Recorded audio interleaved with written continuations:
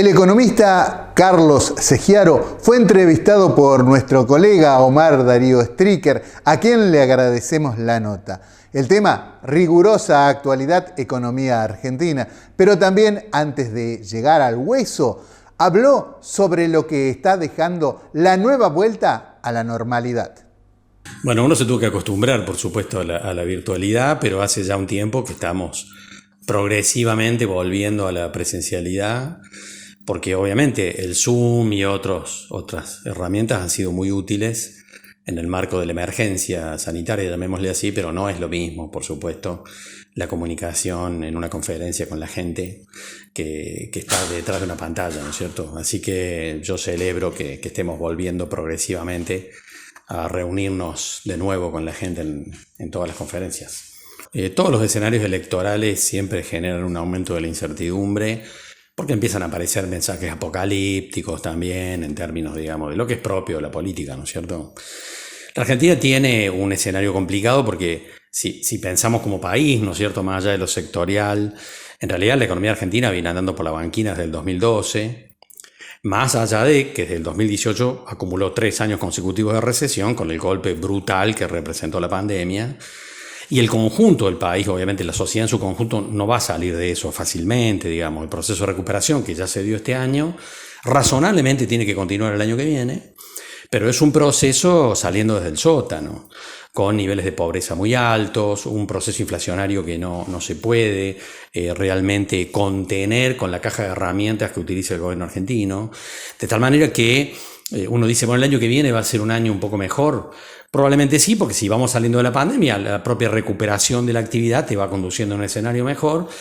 pero siempre marco la diferencia. Que el año que viene la economía pueda estar un poco mejor no significa que va a estar bien. Son dos palabras distintas en la lengua castellana, ¿está bien? La economía argentina el año que viene no va a estar bien. Va a estar un poco mejor tal vez que este año, saliendo desde el sótano de todos los problemas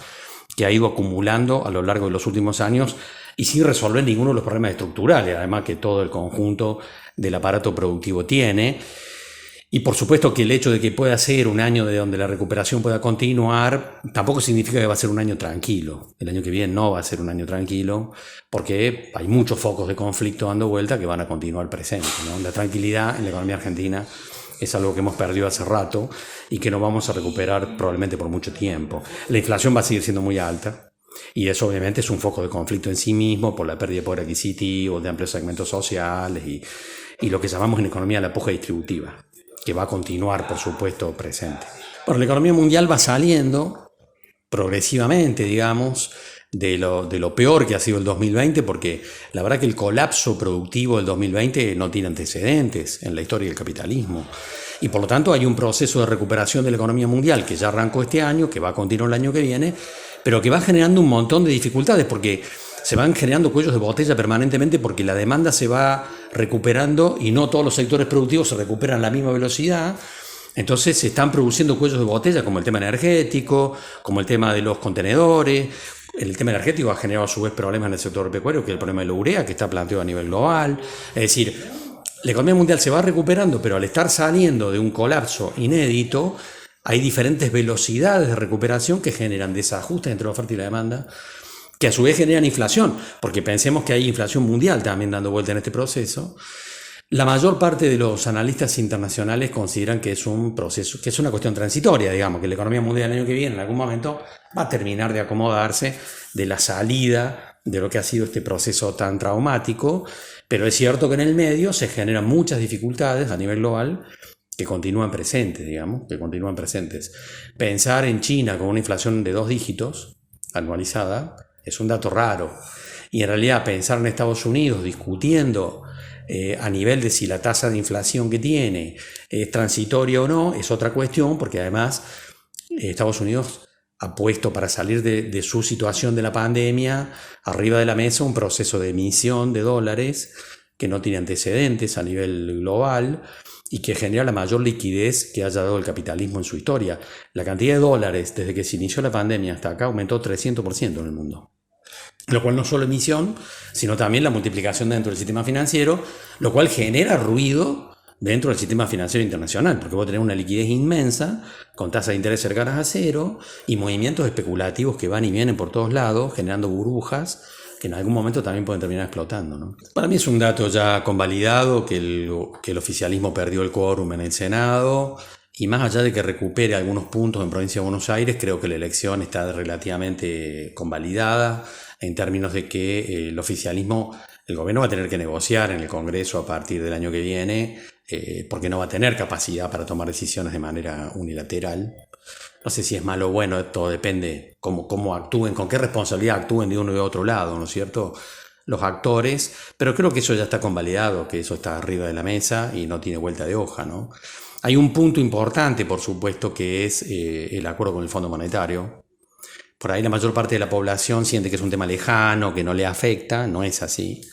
La Argentina tiene que correr con el Fondo Monetario porque si no queda colgada la brocha, por así decirlo, a nivel internacional de una manera muy peligrosa, y por supuesto se va a quedar sin dólares además, de tal forma que el acuerdo es una pieza clave para interpretar que las cosas puedan funcionar relativamente mejor el año que viene y en los años subsiguientes, porque realmente si el acuerdo se firma como más o menos se lo está hablando, el Fondo Monetario y los acreedores externos como que le dan a la Argentina por 3 años un oxígeno para que pueda salir adelante sin tener mayores pagos, ¿no? Esa es una salida mínimamente saludable para enfrentar un contexto internacional como el que estamos viviendo. Quiero pensar, porque me queda claro que el Fondo Monetario tiene voluntad de arreglar. El problema está dentro de Argentina, en realidad. Cuando yo hablo de que la economía argentina el año que viene puede estar un poco mejor, sin estar bien, puede ir por un proceso de seguir la recuperación, estoy pensando en una economía donde se siguen tomando decisiones o se tomen decisiones con un nivel de racionalidad que le reconozco a Guzmán, al presidente del Banco Central, a Matías Culfas. Si ese equipo económico, por llamarlo así, continúa en funciones, vamos a tener un escenario previsible. Si después de las elecciones nos encontramos que hay una radicalización de la política económica para ir por políticas más heterodoxas, bueno, me parece que es un salto muy peligroso. Yo particularmente creo que estos funcionarios como Guzmán en economía, Culfas en producción, Miguel Pelle dentro del Banco Central,